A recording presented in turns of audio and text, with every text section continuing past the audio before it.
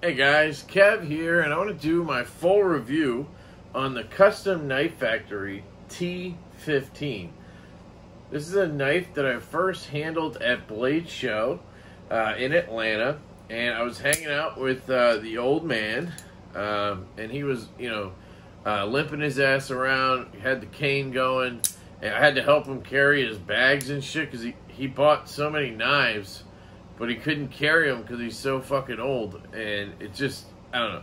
Anyway, he knows I'm messing with him, but he's an old fucker anyway. So I'm hanging out with the old man, and we're at the CKF booth, and I come over, and he's like, hey, dude, he's like, just check out the action on this thing. Like, it's incredible. And this is a knife that I'd seen, like, on the table, but I didn't even wander over to because I was like, it just looks like a flipper Shiro type thing, right? But I pick it up and I flick it and I'm like, whoa, that detent is fucking money for a CKF. And then I go like this and it just drops and I was like, oh shit, right? This is like what every Shiro should be. Perfect detent, fantastic flipper tab. The action is incredible. So I left it in the back of my head because I wasn't about to drop $450 on it because I had just bought the Sumo and some other shit, right?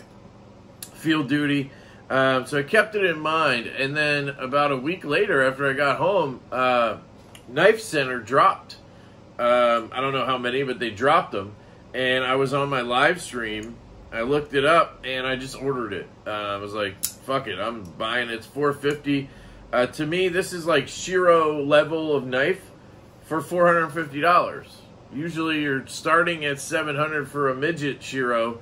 You know what I mean? So, I know I'm gonna keep referring to it as Shiro-like, and some people who are into Shiros are gonna get pissed. But that's just how I'm correlating this in my head because of look at the design, look at the way the pivot and the body screw are. It just screams Shirogorov, right? Or as Jake would say, Shirogorov. So anyway, I got it in, and dude, I fell in love instantly with this knife. If you watch my unboxing, I'm just like so impressed. The only thing that really gave me pause was the detent, not having a detent ball ramp, which is classic CKF at this point. But the only time that matters is if you're just like holding the frame like way up here. As soon as you learn that you just need to hold it down here, it goes right past it every time. And left-handed, you pass it pretty early, so it's not really like you're going to stop right here. You just pass and you're good to go. So right away I was impressed, right? I might as well show it to you up front. And one of the cool things about this knife is it's in M398, and I'll try to throw in some B-roll if I can, but you probably have seen my disassembly where I went over it pretty extensively up close. It's M398. This is number 275 of, I guess, 500. I'm not sure. I did find out that there's a T14. I don't know if there's a T13 or whatever. So there is a knife that's, I guess, similar to this out there. I didn't know those existed. This is a design by, I believe his name is Alexei Konigin. And he's a pretty popular Russian designer, I guess. I didn't know him at all before this. But I am relatively new to CKF. Not really. I mean, I've handled a lot of their knives. I've had a lot of them come through the channel. But I don't have a lot of backstory with CKF. Like, something to understand about me that may help people, I don't know. As of, like, COVID hitting, that's when I really got into collecting, right? So you could basically, like, draw a line right there, and almost anything before that that's kind of obscure or different or whatever, I'm probably not going to know much about it unless somebody has really told me it's awesome and I've gotten one, or it's something that's like I said, not obscure, something like a 940 or a PM2. Like, obviously, those are things that are just going to be there and I'm going to know about them. But I'm not like an expert in knives pre-COVID because I just wasn't that into it. after COVID, I have had my pulse on everything. I've tried, right? Obviously, I'm not going to know everything, and I don't know everything, even of the knives after that. I'm just trying to say that the T15 probably came out before then, or right around then when I wasn't into high-end knives yet. So that's kind of a little background there. So let's get into this review. I just wanted to say thank you to the old man, because without him pulling me over to that booth and that knife, this knife, I wouldn't have discovered it. I wouldn't have ordered it because I would have been like, CKF flipper, you know, having just seen it on the internet, I'd probably be like, you know, maybe if somebody sends me one. But I'm so glad he did because I freaking love this knife. So aesthetically, you have this really cool looking, yet simple in my mind, design. I'm going to call this a reverse tanto. You can call it a drop point. I mean, it's a modified sheep's footy thing, whatever you want to call it. I love the blade shape on this. It kind of has a penguin look to it. Not the knife, the penguin, like just the animal, the penguin, I guess. I don't know. Some kind of bird. Usually that happens when there's a hole in the, you know, a cutout for deployment. But I see it. I see a little bit of penguin. Maybe that's because it's two-tone. It's black and silver. I don't know. Then you have this really nice, like, dark washed titanium scale. I love the milling, the cutouts. It makes this knife so light, yet, you know, sometimes that makes a knife feel cheap to me or look cheap to me. It does not in this case. That's part of the reason I think they did a two-tone blade, because the parts that you see through the holes are that dark color. They're that DLC, so it kind of gives it a full handle look. I think they did a fantastic job with that. There's a cool blue pivot collar. So in classic custom knife factory fashion, they sent this with extra hardware. And what you get is a full hardware set, right? And you get an extra pivot collar. And then you actually get an extra clip. This is the one that does not come stock on it. The one that comes stock is a matching clip to the scales. It's like a black washed titanium clip. And then they give you this cool blue clip that matches the pivot collar, right? Which is fucking cool in my opinion. And then I apologize, I misspoke. They don't give you an extra blue pivot collar. They give you an extra like bronze gold pivot collar.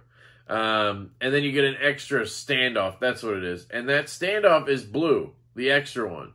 So I didn't quite understand why they gave a bronze pivot collar, because no matter what you do, you're going to end up with bronze and blue here. And then a black clip, right? Why not have given a bronze standoff with it, along with a bronze clip? Or you could then do a black clip with bronze and bronze. But you know, if you put that bronze pivot collar on, you're going to be stuck with some blue on it. I don't know. Maybe that's an intriguing combination for people. I don't know. But I like blue, and this is fucking money to me. I think it looks fantastic with that standoff, the clip, and that pivot collar. So aesthetically, I think it's very nice. I will say it's sort of aggressive, right? So, like, it's not really the knife I'd whip out at my grandparents' house if somebody was like, hey, Kev, I got to cut a string, right? I'm not going to be like, here, take this guy, right? But it's not so much aggressive that it's like you can't carry it in your office or whatever. Like, you know, then again, most knives I probably wouldn't pull out at my grandparents'. I'd probably, you know, two-hand, whatever it is, you know, take my secondary out and use that, right? Or just take like a Swiss Army knife off a keychain or something, you know. Sorry, that's stupid conversation. So anyway, ergonomics. That's another thing this knife just shines at. I mean, it just feels really good in my hand. The only really kind of hot spotty type thing is that nubbin right here that kind of ends the handle. You can see that it's a little sharp, you know. It's rounded, like they did a good job, but it's definitely a small hump, you know, so it's going to have some feel to it. Now, I can get all 4 fingers in there, but it feels a little weird. Like, I feel like I'm cramped a little bit, so I like to spread them out. and I'll put one down here on this flat. And that's super comfortable, but if you kind of adjust and get the pinky on here, you can feel it, but then you just slide back down or slide back up. Not a big deal. I don't know, I guess depending on your hand, excuse me, it could be an issue. I don't know, but I figure if you have smaller hands than mine, I wear a large to XL glove size hand. If you have smaller hands, they're probably going to fit really good in here, and you're going to be fine, right? And if you have larger hands, you're probably going to really want to use that pinky rest, and then maybe this middle finger will land here. I don't know. But for me, the ergos are good. You kind of can do the flipper choil thing right here and choke up a little bit to get more control. I didn't really do that. I think the ergonomics are good. You know, they're not like outstanding, fantastic, you know, like the VBR I recently handled, but they're really good. Carry. So this is one of the categories where it's not perfect, right? It's a good clip. It carries pretty deep. I mean, you have like that much sticking out. It's not a huge deal, at least not for most people. It can be a little weird going in and out of pocket, and I think that might be because if you see where the clip meets, there's a cutout there, like a hole, right, in the scale, because they have them all over. So basically, just this hole right here is on the other side, right? I think sometimes your jeans will kind of go in your pocket and then get caught in there a little bit or something. I don't know, but I don't have the easiest time shoving it in and pulling it out. Pulling it out sometimes it gets caught. It's not like terrible. Like if I just grab it and pull it, it's coming out. It's just a little, you know, it's not as good as sliding like a wire clip in your pocket, right? So I have to give it some down points for that. But overall, it works fine. I haven't had major issues or anything. It's not a hot spot in any way. So I'd say the carry is like average, good. It's just not like fantastic or anything, right?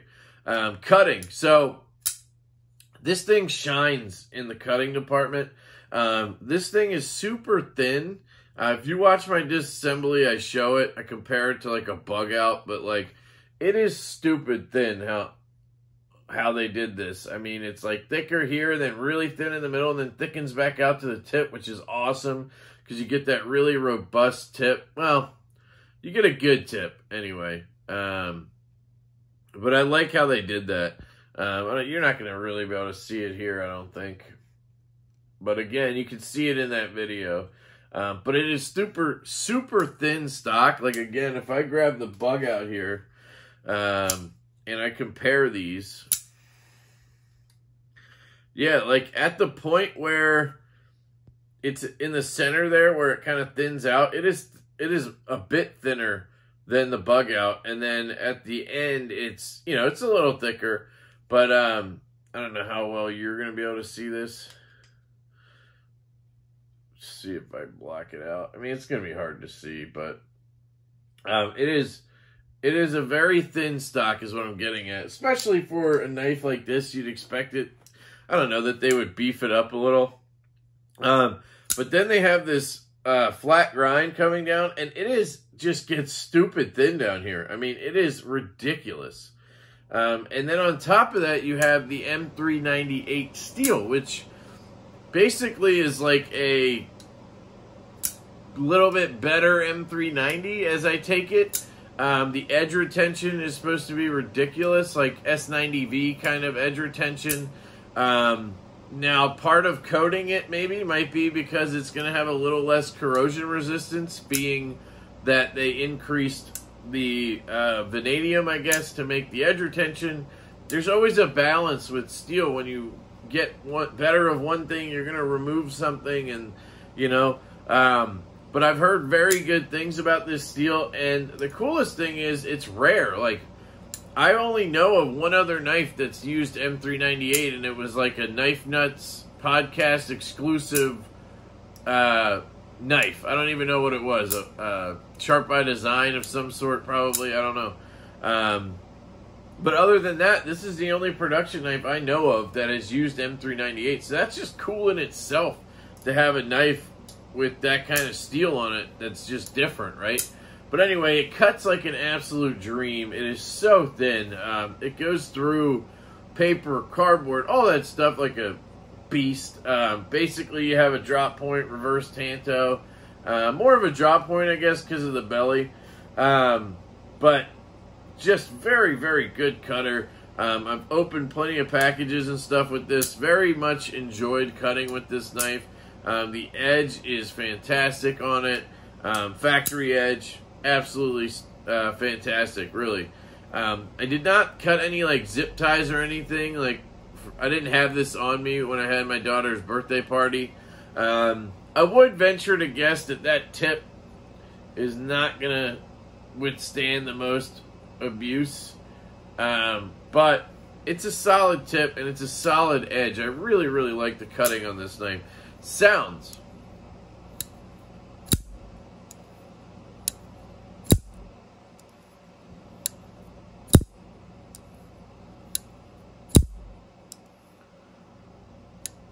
I really like it.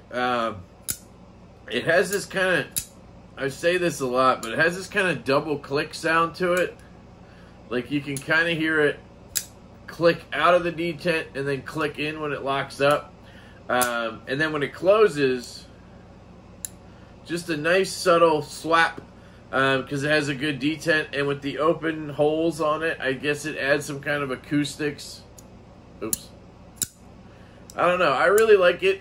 It's not the loudest, like, clack, click stuff, right? But it has these unique sounds that I really like. Like, if I heard this knife being flicked in the dark, I think I'd be able to tell which knife it is. It's unique, and it's very nice. I love the sounds on this thing. So I would give it, like, a 7 out of 10 on the sounds. And just for reference, I usually give things a 5. So 7's pretty good. Action, guys. So I try to save that for last every time because it's my favorite kind of part. They killed it. They killed it with the detent. It's just literally perfect. You know, at first I was like, okay, this is really good, but maybe it's a little light, right? Because, you know, you probably could just fail it. I mean, I am really trying, though. Yeah, like, but if you just pull it, it flips, and it flies. And, you know, I originally was like, man, maybe it's a little light. It's really good. Ow, just flicked myself. And I would go back and forth. You know, I'm crazy about detents, right?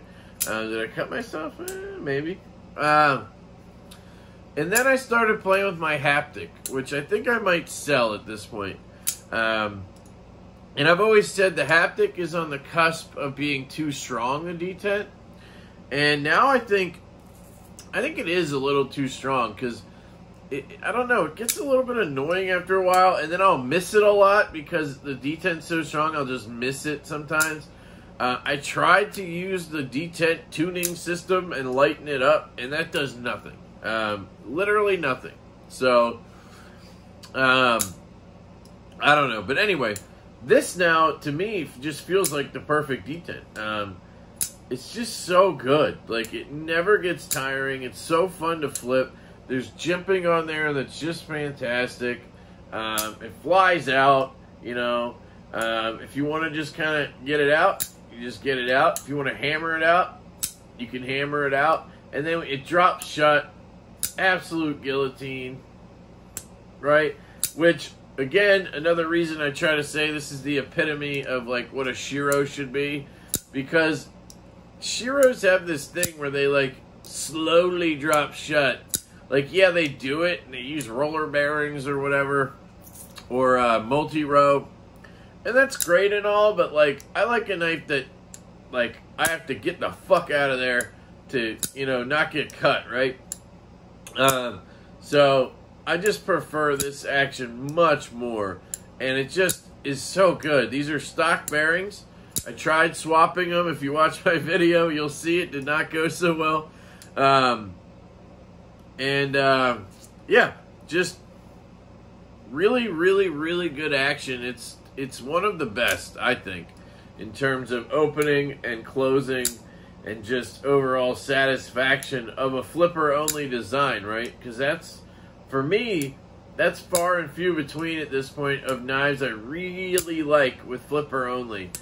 This is one of them. That VBR is one of them. I do really like the haptic, even though I just kind of gave it some shit. I do love that knife.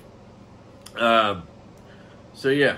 Yeah, so those are the you know, categories there. And then I usually talk about value and I talk about recommendations. So I kind of have gone over value, right? $450. CKF, that's a good price for a CKF. It's a good price for this knife, this build with M398. Basically getting a Shiro is how I'm going to keep saying it. And I would say it's better than most of them.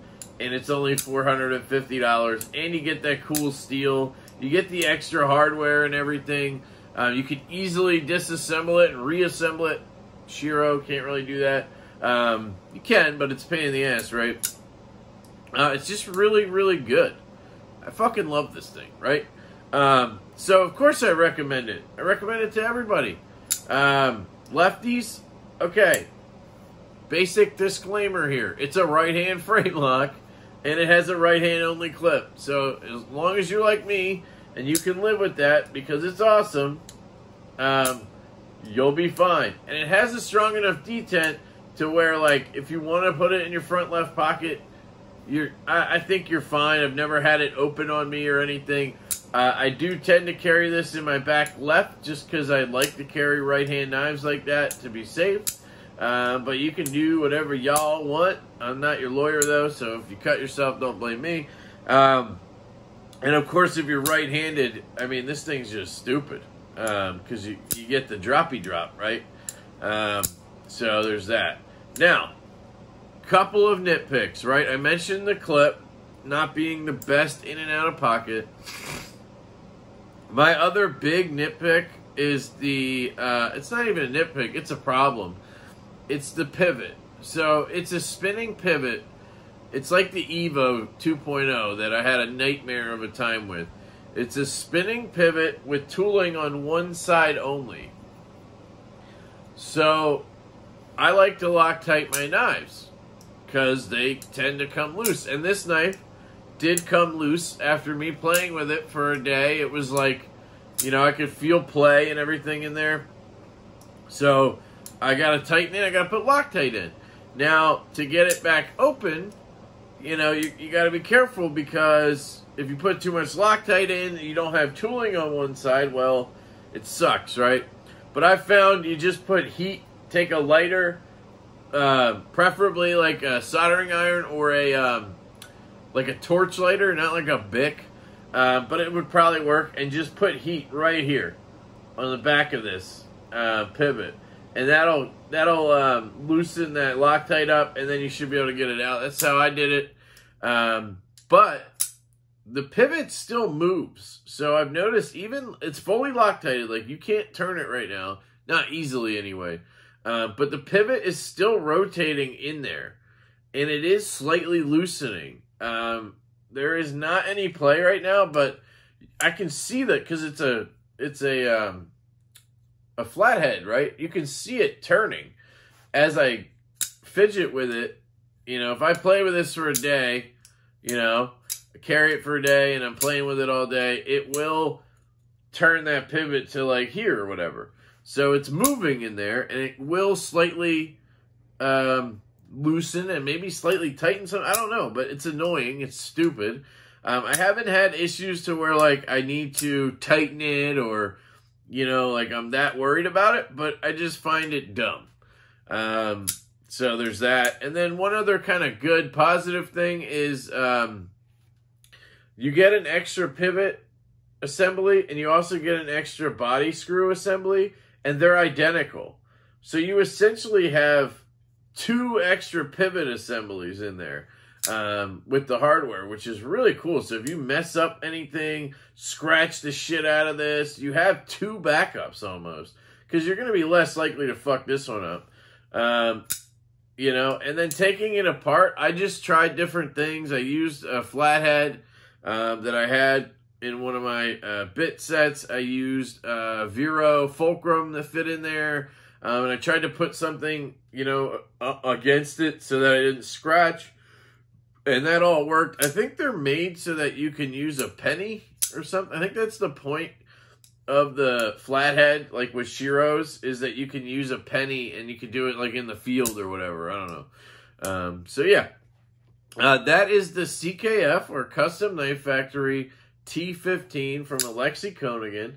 I really like this knife. It made it through the review process, and it's still mine. I still really like it. I don't see myself just selling it right after this video because I got through the review. Is it my favorite knife ever? Like, it's going to replace the Field Duty on my #1 list or whatever? No. But it's a really fantastic knife. It would be up there. I would be struggling to keep it out of like a top 10, top 5 situation, which I need to do at some point. So it's really good. And it's unique, you know. It's a little bit different. It has the M398, has a perfect detent from CKF. Just a fun knife. So I definitely recommend it, especially for the price point. So let me know what you guys think. If you have one or you're planning to get one, let me know. And yeah, anything else I want to cover? Oh, if you want a t-shirt, I think I should still have the Detent Diva t-shirt going at this point when this video posts in a week or so. So go on over to the website and order yourself one. It can be a little confusing if you're on your mobile phone. You just click the info tab when you're in the shirt you want to buy. It's a weird website, but I'd rather do it that way than have PayPal. Thank you to anybody who's bought one already. We have a good amount of orders already. I'm really, really appreciative of the support. So we are definitely going to be doing the shirts.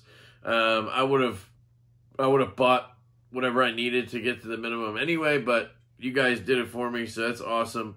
I love you guys so much. I hope you have a fantastic day, and I will catch you later.